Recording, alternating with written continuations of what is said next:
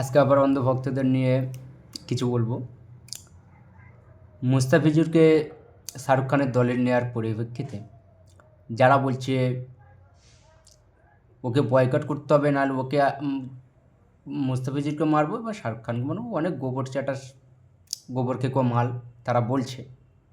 আমি সেই সব গোবর ক্ষেত্রকে বলবো যে শাহরুখ খানকে বলার আগে আগে বিসিসিআইকে বল, কারণ মুস্তাফিজুরকে বিসিসিআই এনেছে। বিসিসিআইটাকে পদে নিযুক্ত থেকে অমিত শাহর বেটা জয় শাহ, অমিত শাহটাকে বিজেপির স্বরাষ্ট্রমন্ত্রী। আর বিজেপির যত উচ্চ পদে যারা আছে তারা হচ্ছে এদের বাপ। একটা প্রকাশ্যে একটা ভিডিওতে এরা বলেছে। আবার একটা কথা বলি, মুস্তাফিজুর শাহরুখ খানের দলে আসছে সেটাই জাস্ট 3 মাসের জন্য, কিন্তু শেখ হাসিনাকে এনে তোর বাপ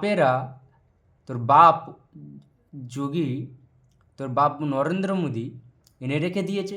সেটা কি দেশদ্রোহী নয়? ভারতবর্ষ থেকে বিজলি আদানি বাংলাদেশে সাপ্লাই করছে, সেটা কি দেশদ্রোহী নয়? সেটা দেশদ্রোহী নয়। গোবর খাগা মালেরা, ওই জন্য বলি গোবর খাওয়াটা একটু কম কর, তবে তো মাথায় বুদ্ধি বাড়বে। না হলে মাথায় তো গোবর তো ভর্তি তো হয়েছে, আরোই হবে। গোবর খাওয়াটা একটু কম কর, অন্ধভক্ত কোথাকার।